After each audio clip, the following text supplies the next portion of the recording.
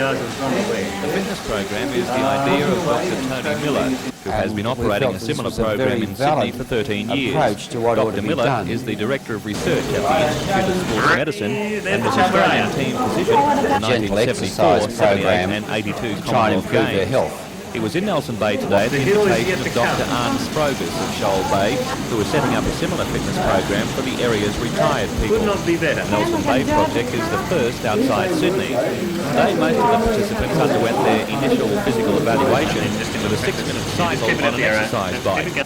Earlier, the group had undertaken blood and psychological tests.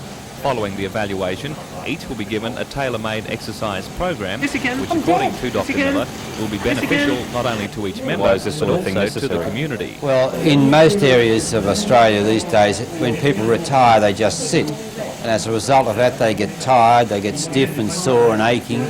They generally take more visits to the doctor, more tablets and things. What we believe is that with an exercise program, you can diminish the likelihood of that occurring, improve the quality of life for them, and that affects everybody, and of course diminishes the needs on the health services.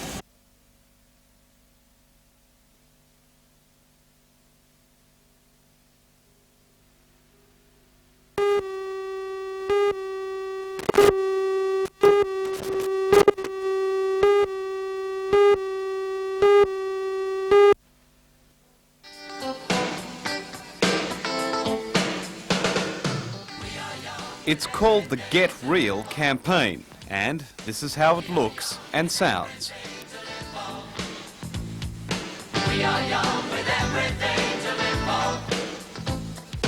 We are young with everything to live for. This video clip was made by young people with the help of professional musicians. Its aim to try and take the message against multi-drug abuse to other adolescents. As well, a special booklet has been produced to accompany the video. The whole idea of using kids, talking to kids, we think will have a much greater impact, mainly because they're talking to peers, and they're talking in a universal language, in this case music and things that music relates to. The message of the Get Real campaign has now been taken to the young people of the Upper Hunter, and that's welcome news to Drug and Alcohol Services Community Development Officer Elizabeth Dan. Traditional rural pursuits aren't quite as lucrative now as they were, and so we have a fairly large unemployed contingent up there, and some of them lack what we call marketable skills, and we aim through this project to give them those so we can do something about their unemployment problem as well.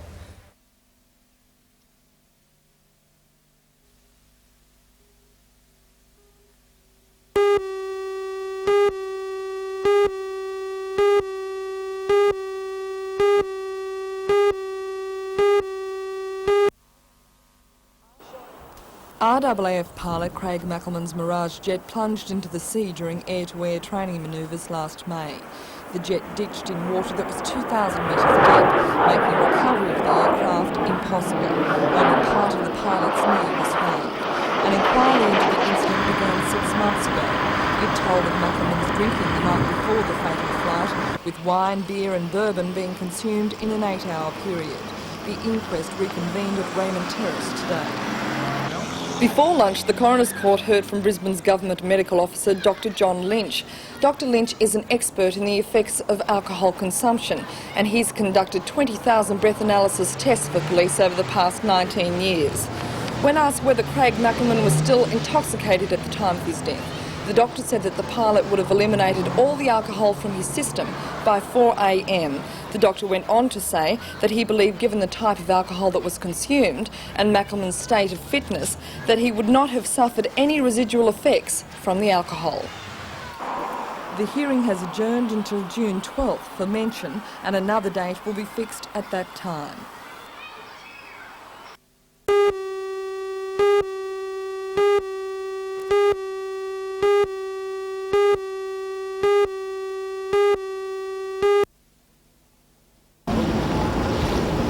Division 2 boards are difficult to ride, as they're shaped with both hulls, unlike the more common and more stable flat-hulled craft. The light conditions today look to be frustrating for sailors, but Olympic selectors couldn't have been happier.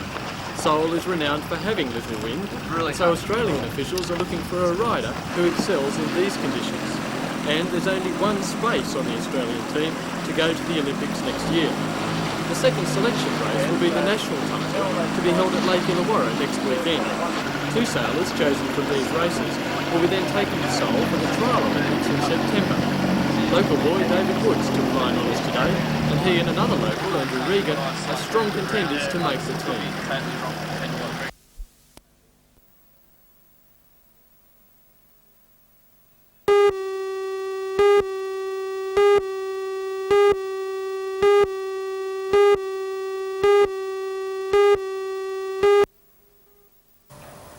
Army paraphernalia forms the basis of many of the works by Newcastle artist Ted Pryor. Odd objects such as cups, wooden spoons and other items form interesting assemblages. Many of his works are linked thematically to one another, with subjects reappearing in different ways. Tribal relics form a particularly strong theme which surfaces in many of his works. But Ted Pryor is not the only artist whose work is being exhibited. The colourful paintings of Lavoni Webb provide an effective contrast, with their splashes of colour that show strong influence from artists such as John Passmore and Grace Cossington Smith. The exhibition will be on display until June 21.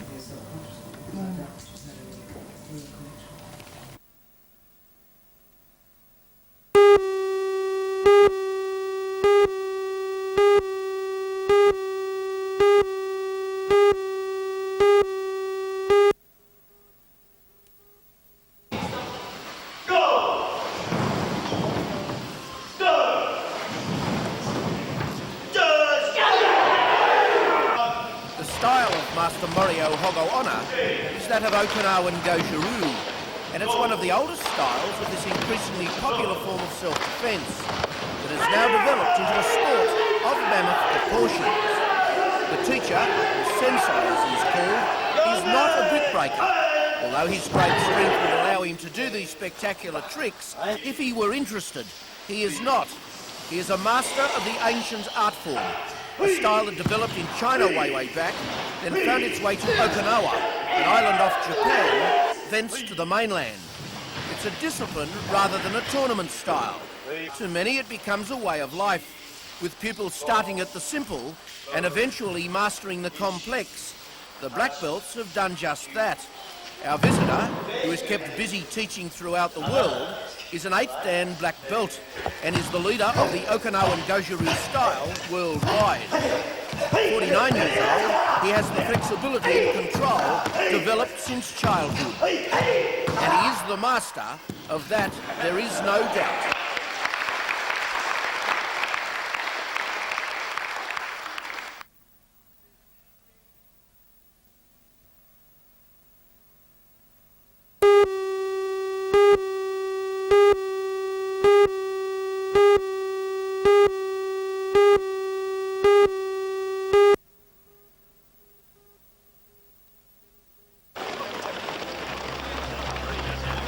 A total of $10,000 in cash and prizes was up for grabs in the fun run, supervised by the Newcastle branch of the New South Wales Amateur Athletic Association. The fun run was divided into 2 distances, a short 4.2 kilometre event and the main one over 9.2 kilometres. Sydney runners Michael Stevens and Nicola Corbin won the short runs, while East Maitland's Brian Morgan took out the men's main event from Sydney's Wayne Larden. Bronwyn Bickford of Sydney won the women's 9.2 kilometre run. Although not up with the winner, NBN's Ray Deneen finished a creditable 189th.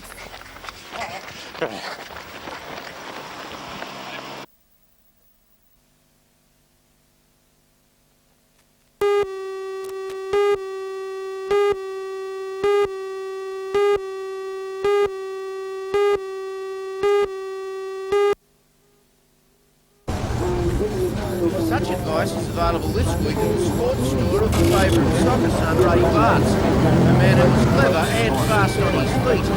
It's a running laboratory, and advice comes and you from work as a sports consultant with the Puma scientist people, John obviously. Eckler. Yeah, at the moment I'm doing some work for Puma on their running shoes.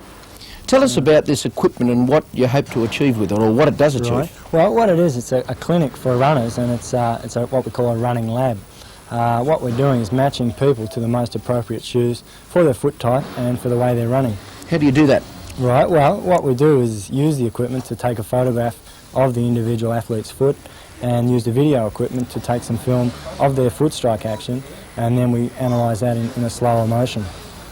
Do you find, I suppose you find varying sort of problems with athletes? Yeah, a lot of runners in particular are getting injured by small actions repeated over and over again, and the shoe can make some big changes in the way the foot hits the ground, and in fact what happens after the foot hits the ground. Down the road a ways in the Hunter village, another method of improving life for those active people. Simple but effective, moulded insoles. Around about 85% of sportsmen, in fact ordinary people, have got foot alignment problems. This helps solve their problems. All of the American ski team are now using these, as well as the Canadian team. And how do you go about making them? Well, they come as a flat piece of plastic and they're moulded after heating them in an oven. To fit the individual foot? They fit exactly to the shape of the foot. And then you just simply, well, cut them to put them into the ski boot or the jogger, depending on the type you make. That's right. It's an individually made footbed and it fits exactly to your shaped foot. I suppose in years to come we're going to be wearing these in everyday shoes. I think it's almost the case now. Excellent.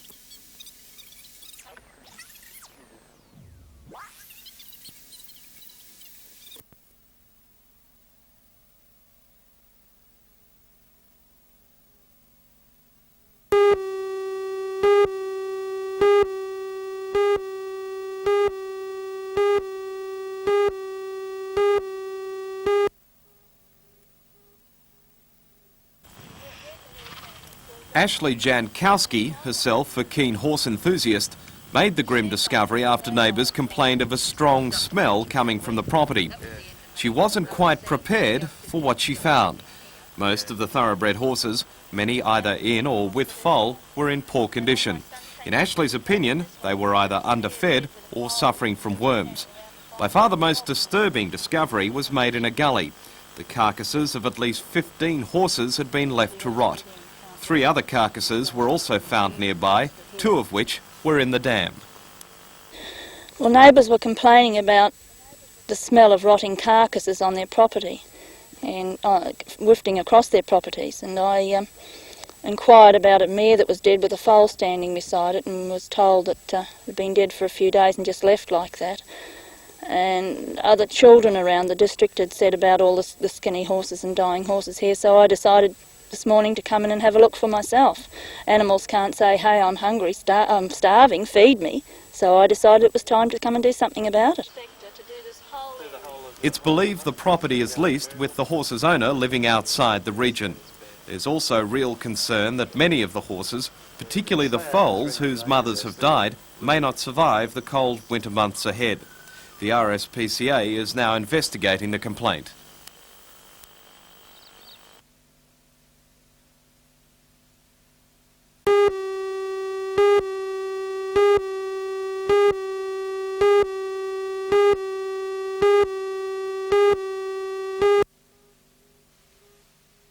According to the statistics, the number of unemployed people registered at CES offices rose throughout Australia by 2.5%. By contrast, throughout New South Wales, the number dropped by 7.3%, and in the Hunter region, a decrease of more than 10% was recorded. While the figures look healthy on paper, indicating there are far less people looking for work here, they do not paint an accurate picture. According to Alan Bagwana, the zone manager of the Department of Employment and Industrial Relations, the statistics cannot be taken at face value. In general, the unemployment level for the Hunter region is reasonably stable. Well, what has caused this apparent drop on paper? Well, at the present moment we have a tie-up with Social Security on some administrative procedures and some reconciliations of our registers with theirs. And our computer systems aren't compatible. The quarterly figures will fluctuate from time to time until such time as that's concluded. What's the situation with vacancies? Are there as many jobs on your books? Well, I am concerned, particularly in this last quarter, where we've seen a drop-off of about 13.5% on the same vacancy flow this time last year. I am concerned that we're not getting the vacancies. I think possibly employers are not replacing staff when they leave. There's been some minor retrenchments across the whole of the zone, and this is of concern to us because we need those vacancies to get those unemployed people into jobs.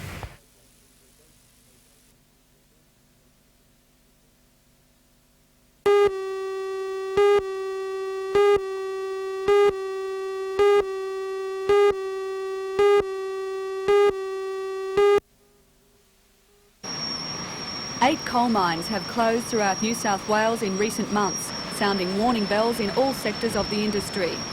The Joint Coal Board was so concerned that it compiled a report on the viability of individual mines, and yesterday employers, unions and government representatives met to consider its findings. The specific details of the report are being kept secret for fear the board's Mayday message may prompt a knee-jerk reaction from some sectors of the industry. But Chairman of the board, Jack Wilcox, today said the general picture is grim. The collieries most at risk of closure are all export mines, producing steaming rather than coking coal. In the Northern District, including the Hunter Valley and Gunnedah, Mr Wilcox says up to 14 mines are dangerously close to going out of business. He says they are losing money and could shut down within a matter of months with the loss of up to 2,000 jobs. He says the mines have been toughing it out for some time, fast reaching the end of the road. One or two, the geology of the mines is the main problem, but most are suffering from the intensity of international competition. With prices set at a low level for the next 12 months following the last round of steaming coal negotiations, Mr Wilcox says reducing costs is the only solution. The government can reduce some expenses such as rail freight. The other major cost is labour. The General Secretary of the Miners' Federation, Barry Swan, said from Sydney today that the mining union awards are sacrosanct and must not be touched. He said, however, there are some practices outside the award that are causing price blowouts, and this is where the union would be willing to negotiate. All parties involved in yesterday's discussions plan to meet again in 2 weeks' time. They hope that by heeding the warning bells, they can prevent the death knell from sounding for our export coal industry.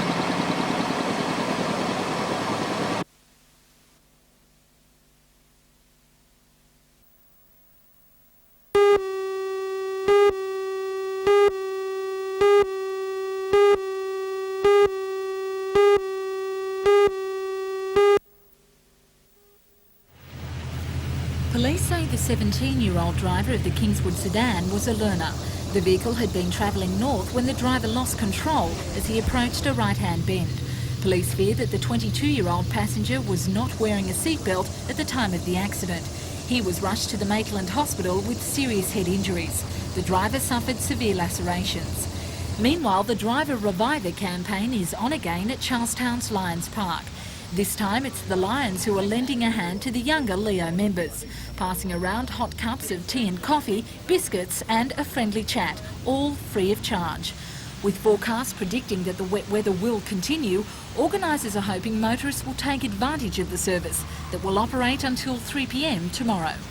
The concept is that rather than keep driving, people might stop and have a bit of a rest, have a cup of coffee, get themselves a bit more alert before they continue on their way. A lot of people are travelling fair distances and they get rather tired and tend to keep going, but we're hoping they'll stop and have a cup of coffee, have a bit of a break.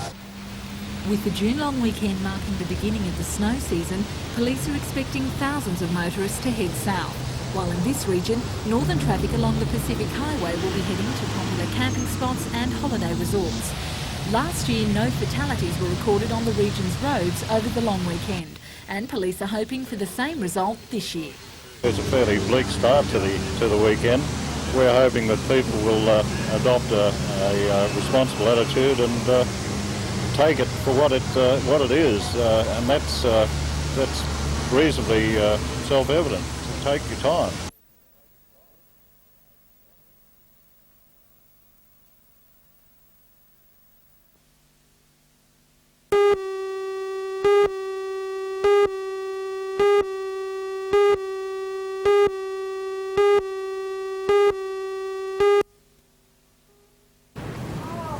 Arriving to a rowdy reception in Newcastle yesterday, it was much the same scene today for the American destroyer.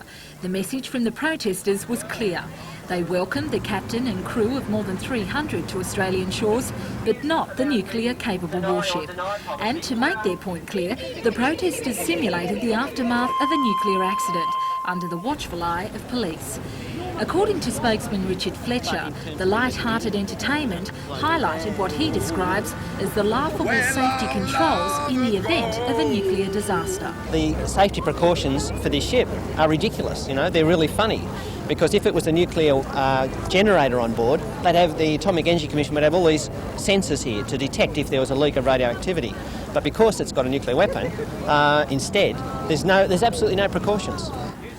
The vessel is here on a 6-day goodwill visit and to re-equip after exercises with the Royal Australian Navy. The public, with no exceptions made, is welcome aboard. There's public inspections this afternoon, in fact all afternoons. Are any of your people going on board? Oh, well, we wouldn't tell you that.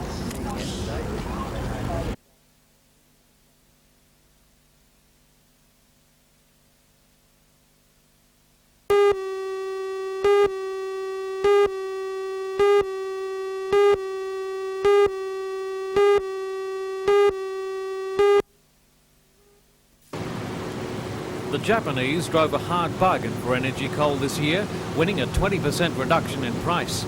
Other factors hitting the coal industry have been the exchange rate disadvantage for contracts written in American dollars and increasing costs, including government charges, wages and fuel. Last week, the Joint Coal Board warned that as many as 3,000 mining jobs could be at risk and that the mining industry must undergo major restructuring to remain viable. Do you think that we went soft with the Japanese bargainers? One never goes soft with Japanese bargainers. They are a very able, concentrated negotiating team. It's a question of trying to match them and stay with them. They're in a very strong position. There's an oversupply situation in the market. They've got their choice. They brought all the power they've got to bear, and in my view, particularly in the recent steaming coal negotiations, pushed the price unreasonably low.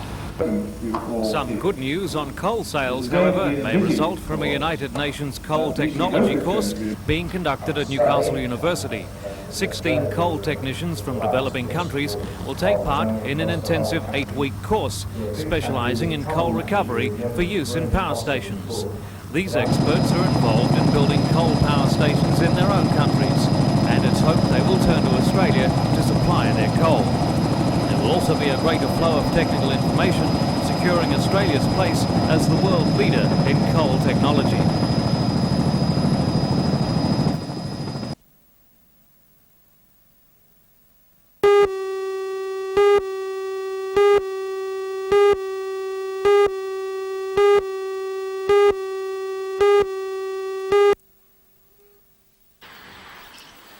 Dorothy Roach from the Rose Hill Club in Sydney is back.